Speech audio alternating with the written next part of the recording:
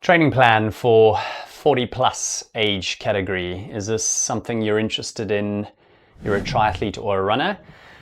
Most of us get into triathlon, from what I've seen, in this age category and start to really develop a passion. They either have more time to train or they're a seasoned athlete for the last decade. So this is targeted to people that have potentially been fairly active for the last decade, and now they're moving into their 40s and are interested in perhaps the longevity. And listening to someone that's a little bit experienced in this area, and majority of my people I coach are certainly 40 plus and actually in their 50s. And it's actually extraordinary how much you can do and nothing really holds you back. It's just understanding a few key concepts. I'm going to touch on strength, protein, give an example on my whiteboard how you might structure 7 to 14 days, not just working on a week. And if you listen a little bit further, what I'm going to do for a limited time is just give you an 8-week free 5K running plan that will be completely free, no strings attached. I just want you to kind of get a little bit of nice structure and get some more value out of this. So be sure to watch a little bit further and I'll give you some more details. So I think if you head into your 40s, you need to start realizing that some things physiologically are against you, not because you're getting older. I hate that term. You will lose some muscle strength. You'll lose muscle mass if you don't use it. Your VO2 max starts to decline a little bit earlier than that. We could say arguably 35 onwards, you start to lose a percentage of your VO2 max, your body's ability to use oxygen. And that's what the most important thing is. As we get older, our VO2 max comes down slowly, and that's our ceiling of our maximum aerobic potential. Now, if we stimulate that with sprinkling of bits on the bike and sprinkling a little bit that in the run, you slow down the process and you can still then perform at your age-specific best. And I know personally I went into my 40s quite strong and still were competing up to 44 pretty decently. You get a little bit more savvy with your endurance experience, and you just mustn't neglect the hard stuff, which just takes longer to recover. So you need to understand, to make the most important thing the most important thing. So a hierarchy of needs, and that's looking a step back and maybe talking to someone about this is like, okay, I was very good on the bike always in my 20s and 30s. So that's potentially your weapon. Or you come from a running background. Most triathletes are not from a swimming background. So it doesn't mean that you have to spend 5-6 days in the week in the pool. I'm going to touch on that a little bit, actually, my thoughts on how I would tackle that. Make the most important thing the most important thing. So if it's a weight issue, don't obsess about that, for example, but we're going to spend more time diving into habit change and overhauling your diet, potentially not getting enough protein, changing your relationship with fats, for example, and understanding carbs and right time, right fuel. It might just be you need to tweak things, but your metabolism slows down as well, which means you don't get away with as much as you used to in your 30s, plus your relationship with alcohol potentially is slightly different. You just don't clear it as much. Sensitivity, I know certainly I struggle a little bit more as I'm a bit older with a couple of glasses of wine. And it's not that I don't want you to drink ever, or you might absolutely be teetotal, which is totally fine as well. So metabolism, you need to look at potentially some habit changes around how you approach your lifestyle. A great book to read is Atomic Habits. If you haven't already, it's one of the best sellers. Just Google search Atomic Habits and you will come up with that. And that's probably a really good read. I got hold of that a few years ago. So along with the VO2 max, your strength starts to drop. Now, you need strength on the bike, you need strength for injury prevention for running, and a certain amount of shoulder, thoracic strength for swimming, of course. So the whole idea of strength training is to improve your hormone balance, but also give you longevity from the aging process, so you can actually just do everything as long as possible. So you have more of a health span within that lifespan. And that's becoming more and more to the forefront at the moment. So you don't need me to probably remind you of that and give you loads of science peer-reviewed papers why that's so important. Your muscle mass decrease certainly starts a little bit earlier than that, and it's vital that you keep lean muscle tissue for as long as possible for disease prevention. There's loads of research on heart disease. It even helps with dementia, etc. The strength training benefits. So first and foremost, hierarchy, I would bring that back in if you're not doing it already. I'll give you some ideas like how you might want to structure that. From the swimming point of view, you certainly get out of the water, and you've all been here. The less time you spend in the water, the feel just absolutely goes to pot. Unless you come from, for example, Southern Hemisphere, where you just grew up swim squads, your feel for the water will never probably go away. But most of us, including myself, don't have amazing feel for the water. I had to work through my adult life with that. So I'm finding less junk in the pool, much more effective, which won't be news to some of you, but more purposeful swimming. So there needs to be some fun element in there. So meeting up mainly a little bit more with mates to join in, whether that's a master's program or just one or two. I swim with one or two key people, and it just makes it a little bit more banter, and you're all a little bit tired and older. You cheat a little bit on the turnarounds. And I'll give you some examples of potentially how I would structure your swim, and it's not complex. All right. Moving on to the bike, we have this sort of mindset of like lots of miles and get out there regularly on the bike. Certainly this time of the year, it's harder in the Northern Hemisphere. So indoor training becomes quite important. And yes, you do get valuable gains, and you've listened to some of my other videos, hopefully, or dig those out about how you can utilize the indoor training to your benefit.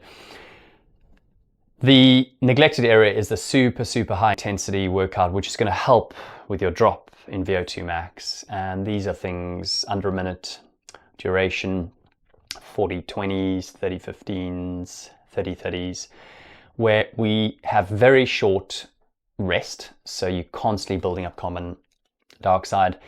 And we have shown to prove, and it's proven to shown, should I say, that this really stimulates your VO2 max and maintains a certain level. Even if you just sprinkle 1 or 2 sessions of those, not even in a week, I would say every sort of 7 to 14 days, you get a very hard high intensity session in there. And I'll give you an example of one. With the running, I'm finding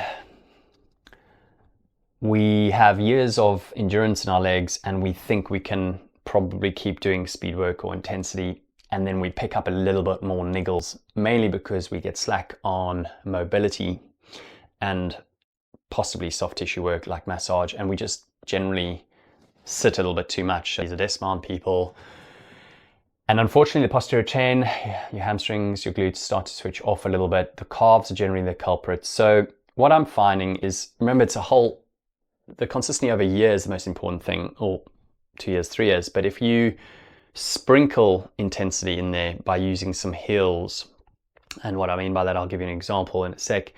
We bring down the volume. Remember, you've got years of volume in you. Endurance is there. We just need to not neglect the other systems. But if you go and do a track workout of 10 200s, you'll probably hurt yourself, or it might catch up with you 3 weeks. So we bring down the volume, the run intensity, which is quite hard to accept, including myself, because it's quite nice, especially if you are a bit more of a runner.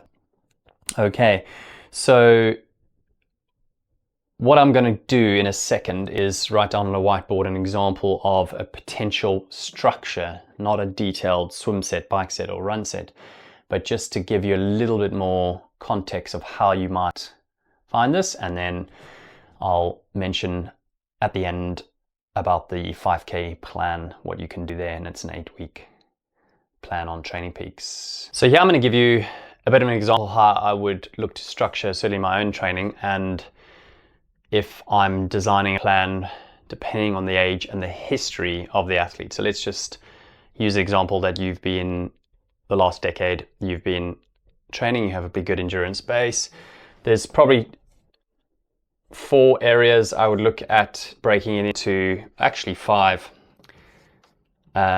with nutrition being that area as well. No particular order of hierarchy. I just started before, when we chatted about, I started with S&C, so loss of muscle mass and just a general decline in lean muscle tissue. So if we did, I've done a video on this before on strength S&C, so I won't get into too much detail, but if you did twice a week, I think that's the minimum.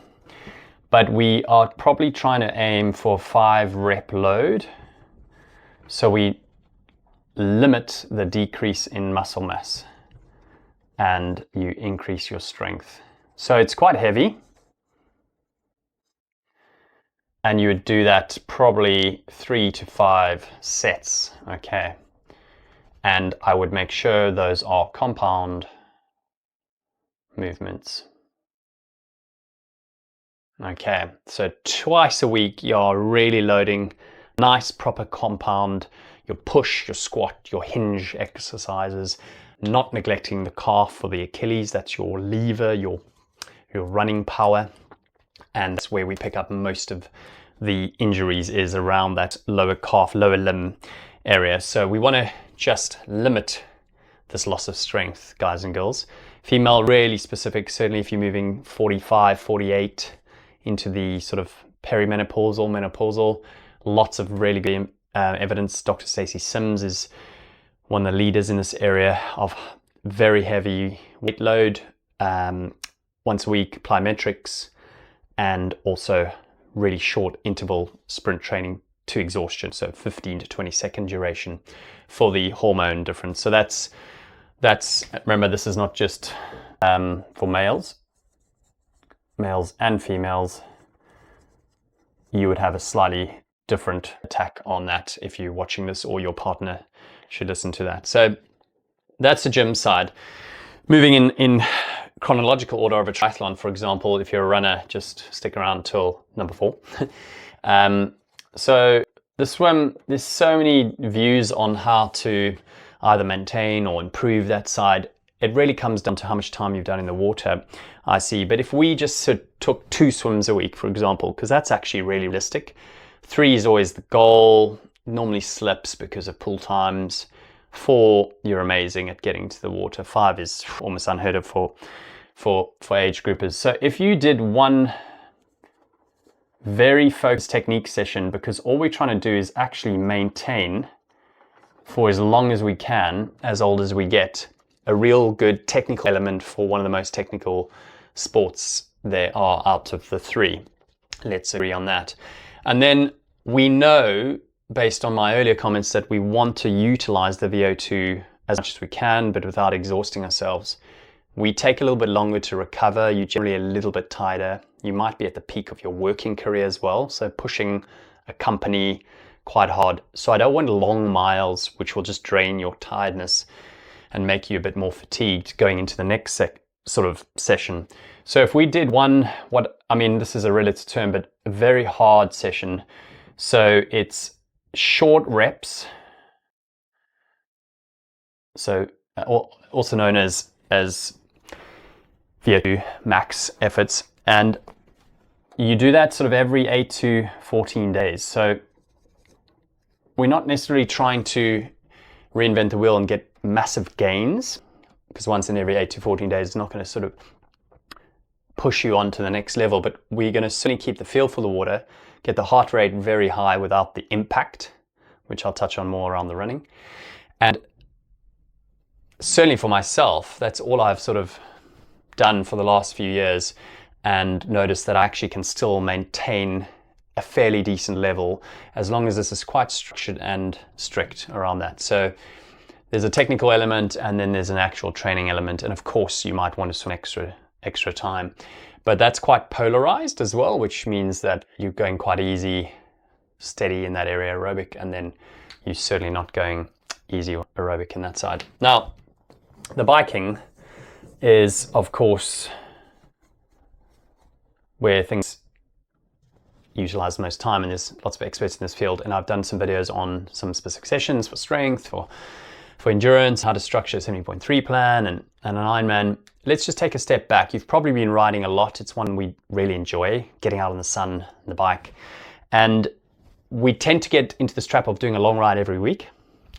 But realistically, with family, it starts to take strain. And if you're not training for an event right now, you might struggle to justify that. I know that happens to me. So to maintain your feel, and a long ride could be 3 hours, it could be 5 hours, potentially every 2 weeks.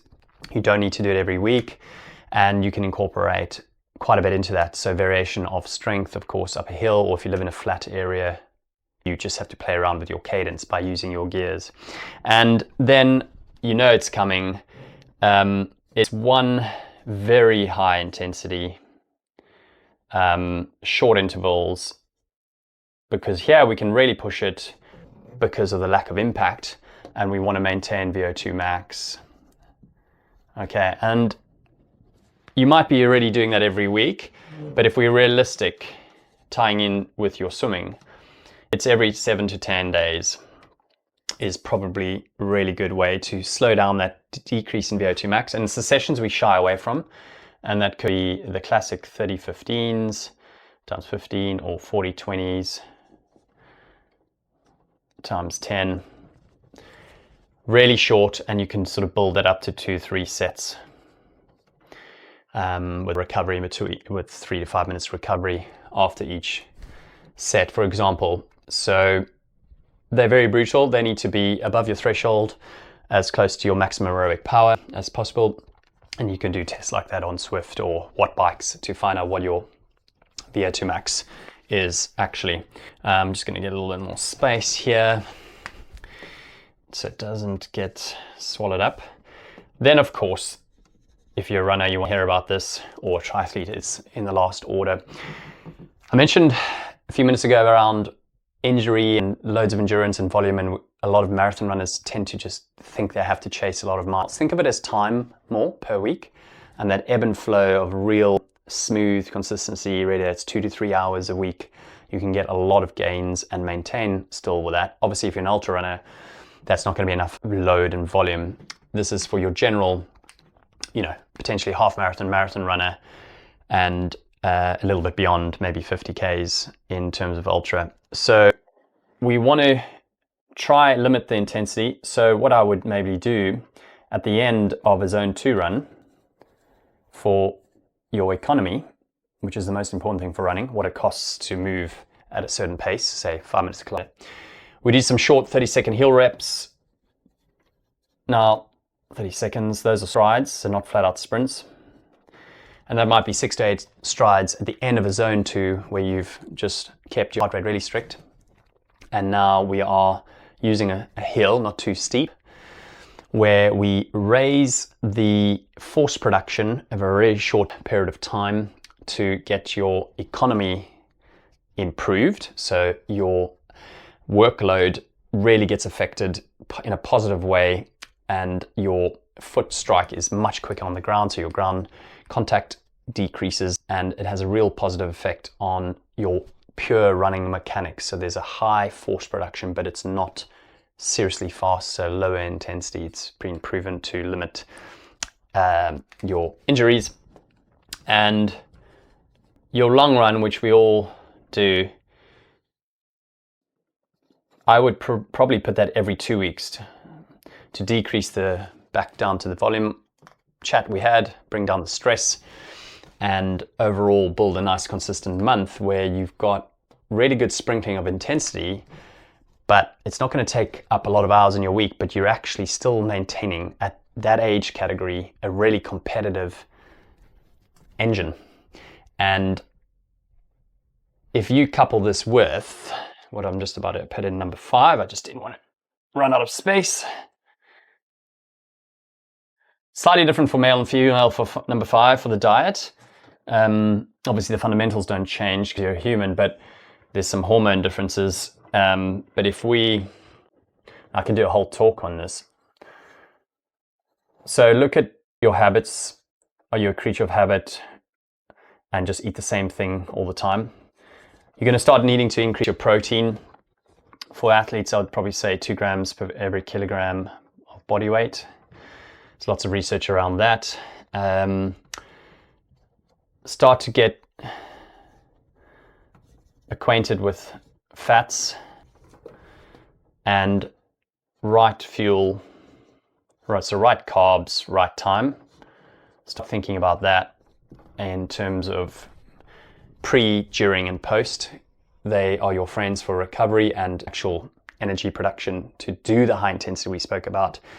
And I find too many athletes walking around fit but not healthy, so they're underfueling, especially males.